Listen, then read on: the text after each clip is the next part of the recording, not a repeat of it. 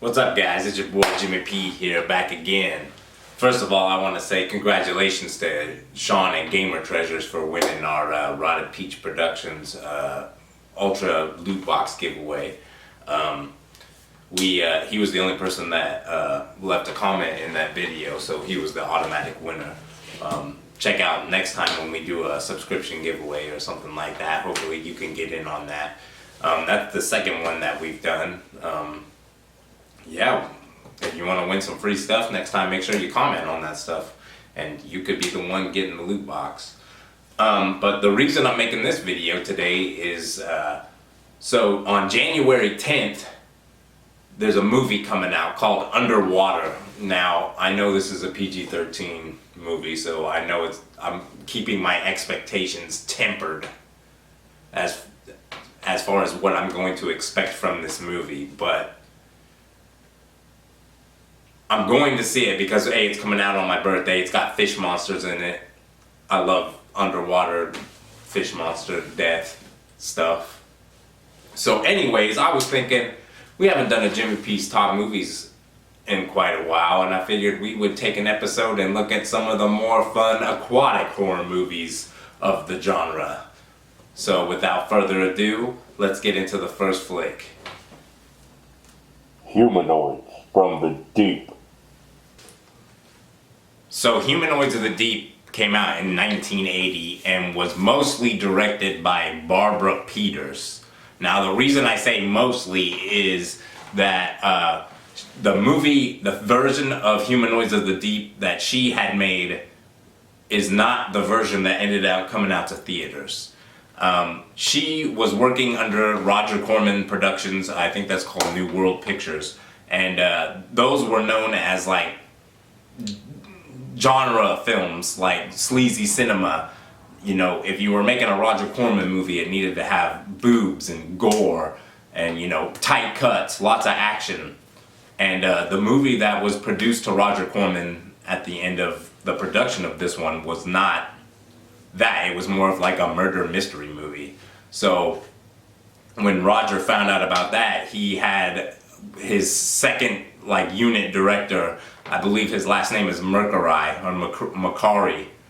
and he had him go back and specifically shoot more gore and like fish rape shots, because yes, this is a movie about killer, like evolved killer salmon that go and attack this town, and you know, they kill the men and they rape the women.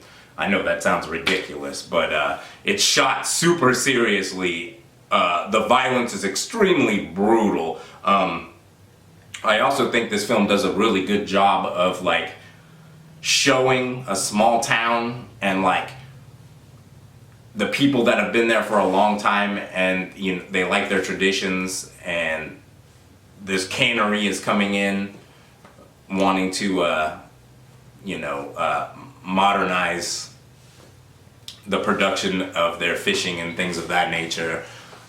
The cannery scientists have been working on a way to make the salmon grow to ridiculous sizes. Little beknownst to them, the stuff that they were like, some of the salmon got out of their like experimental place that they had upriver or something like that, and they came down and I guess started mating with some of the other wildlife and turned into these crazy giant fish monsters that look absolutely freaking ridiculous.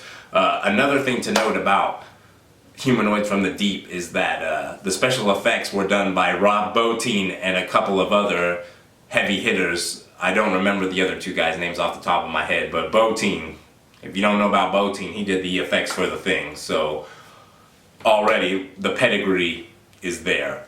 This movie is gory, brutal. These fish, the fish monsters act like fish monsters. They're just simply attacking their prey and doing what they do to be fish. So it's cool in that aspect. The people of the town, you know, they're all at each other's throats, so it leads to situations where they need to be fighting the fish, but instead they're fighting each other. And so things get ridiculous. They're trying to, like, literally trying to kill each other to make sure that this cannery either is or isn't coming to their community. And the fish people just take full advantage.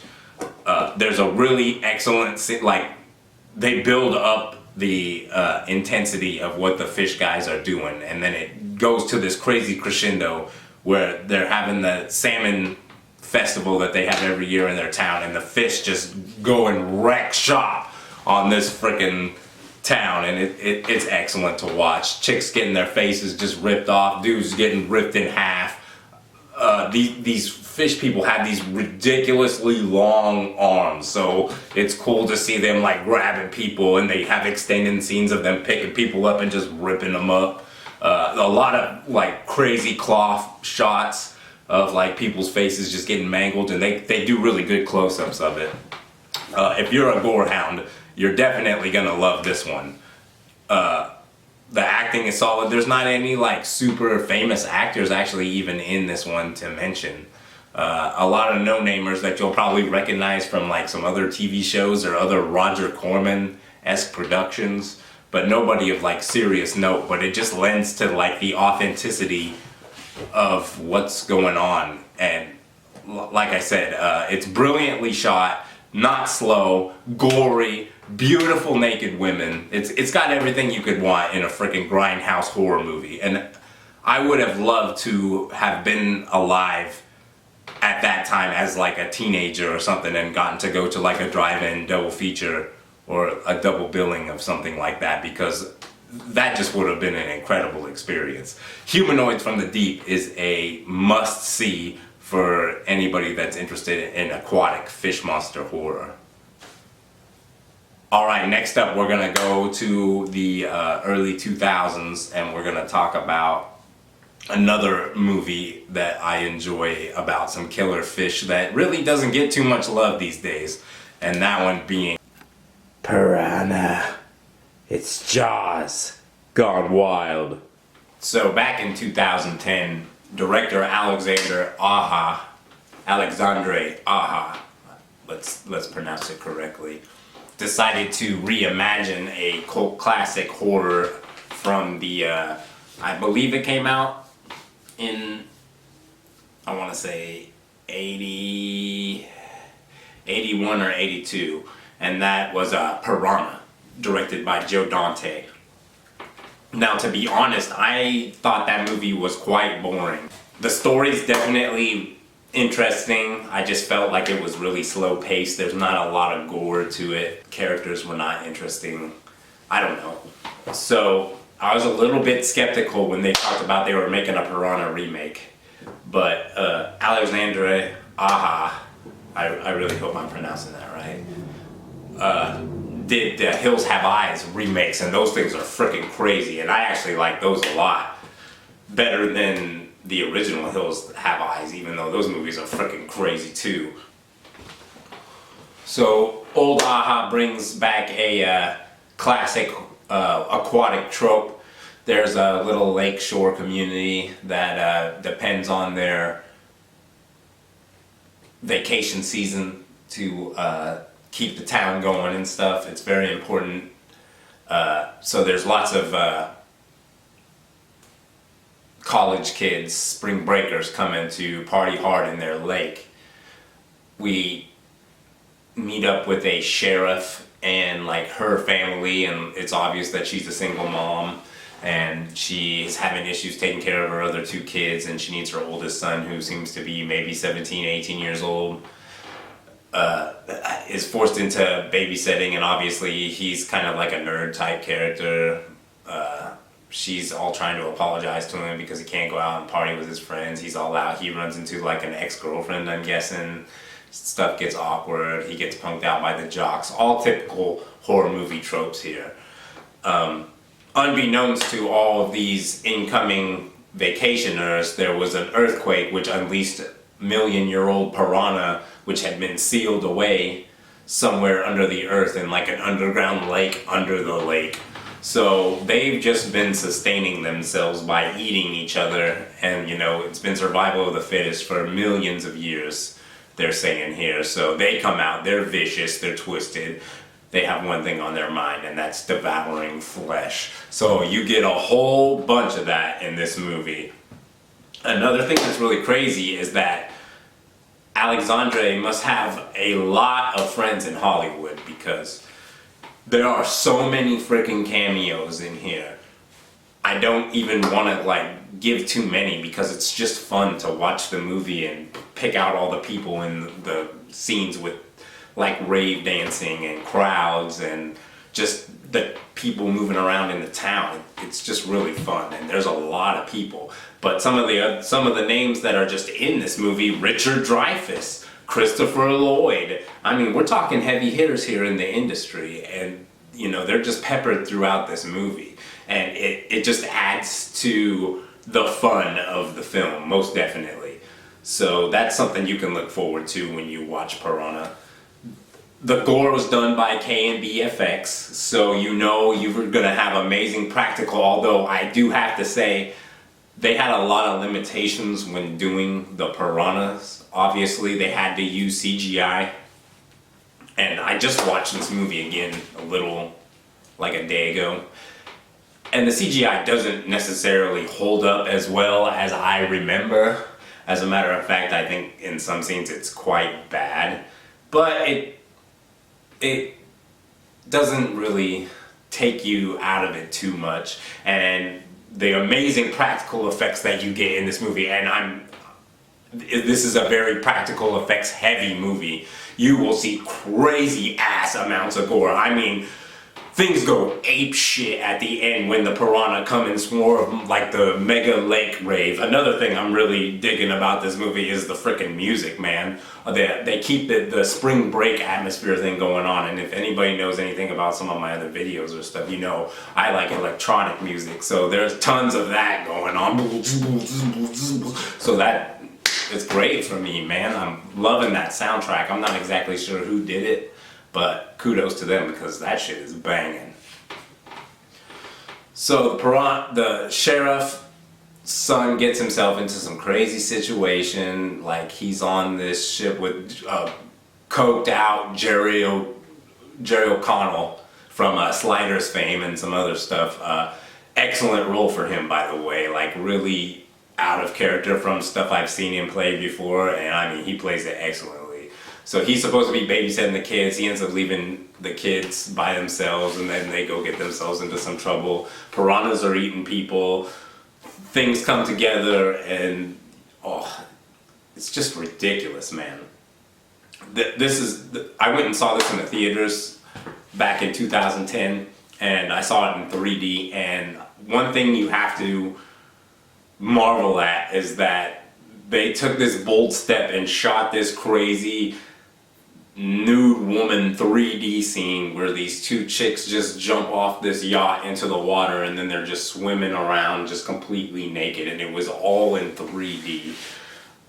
I had never experienced anything like that before, and that's just a kind of a crazy thing going on here with these aquatic movies. For some reason, naked fish monsters, they just go together. So I apologize for the lewdness of this video, I guess, but that just seems to be something that goes hand in hand with aquatic horror movies, is that scantily clad women and fish monsters ripping people's faces off. So this movie is not as fast-paced as some of the other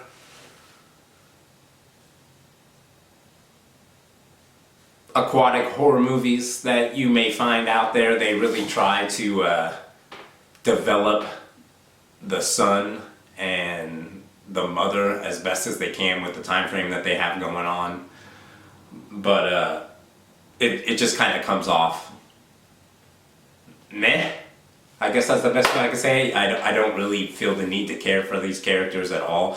I'm more interested in watching the piranhas chomp fools, and you get a lot of that. Holy shit, man, do you get a lot of that.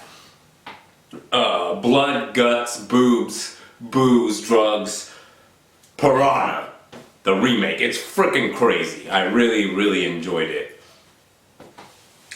It's something you could probably put on when you have friends around, and they'll really get a kick out of the insane gore effects, or even the boobs if they're into that kind of thing, you know. So I can highly, highly recommend that if you haven't seen this updated version of Piranha, and you did see the last one and you were like, meh, kind of like me, that this is a way different movie, and I think you'll enjoy it quite a bit. If you have a similar taste to my own. So that's Piranha.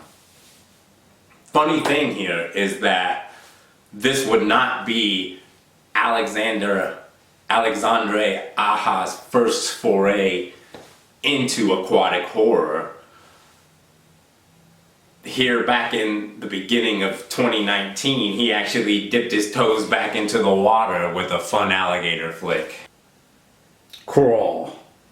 It says it's a suspenseful thrill ride, and that ain't no joke. And yes, Alexandre Aja did dip his toes back into the water indeed back at the beginning of 2019 when he released his alligator chomper flick, Crawl, which is absolutely freaking amazing. This is the story of a college student who is a swimmer. She's there on scholarship, and she is getting ready for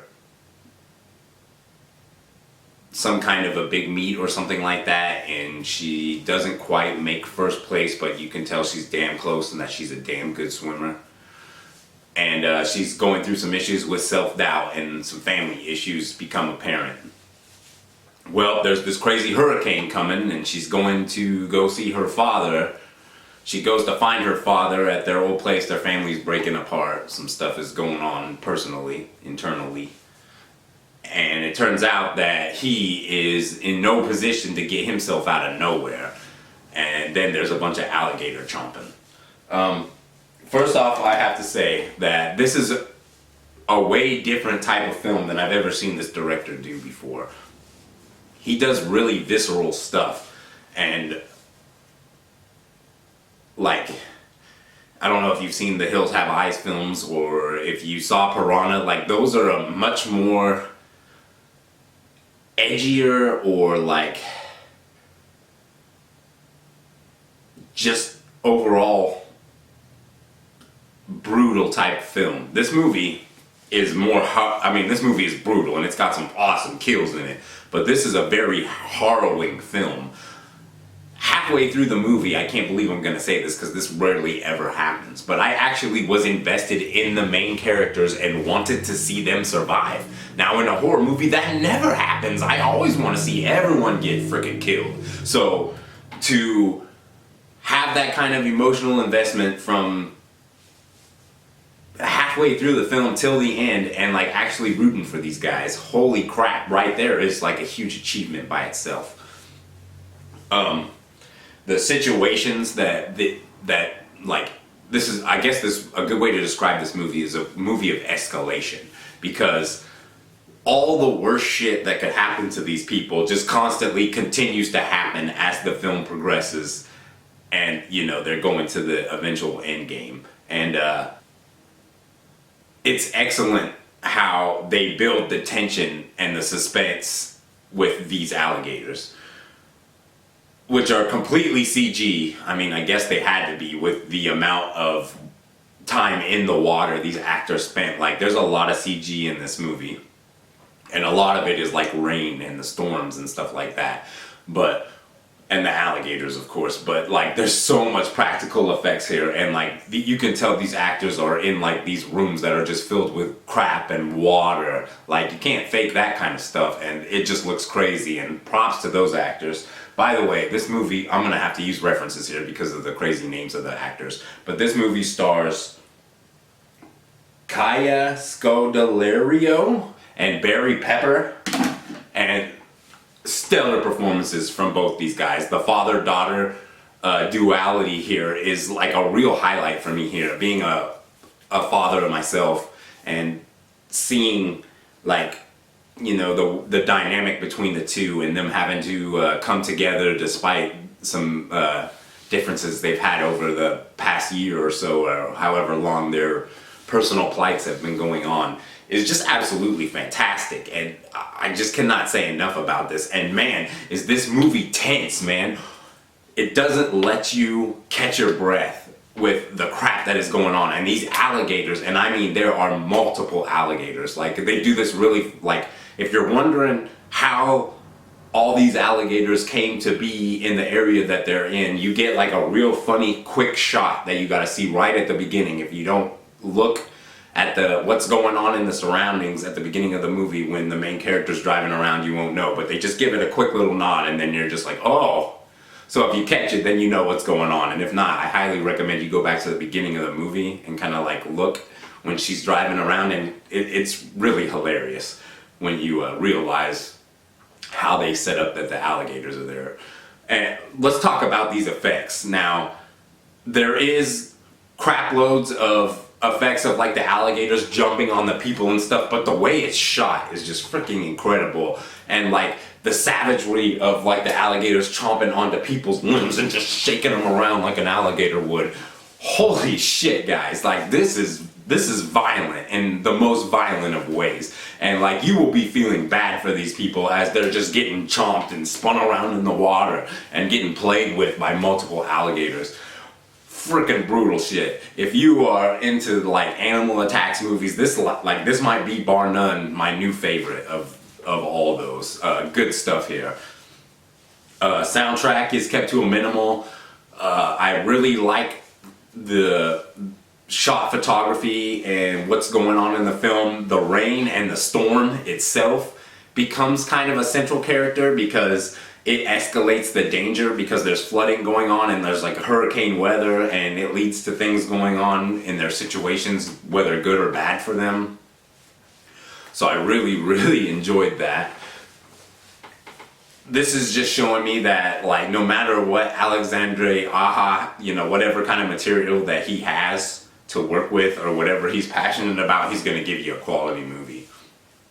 I'm glad I actually went and saw this in the movie theaters, but I hadn't seen it again, and I wanted to give it like more proper of an explanation, because like this movie will truly tug at your heartstrings at points, and like I just don't get that too much from movies these days.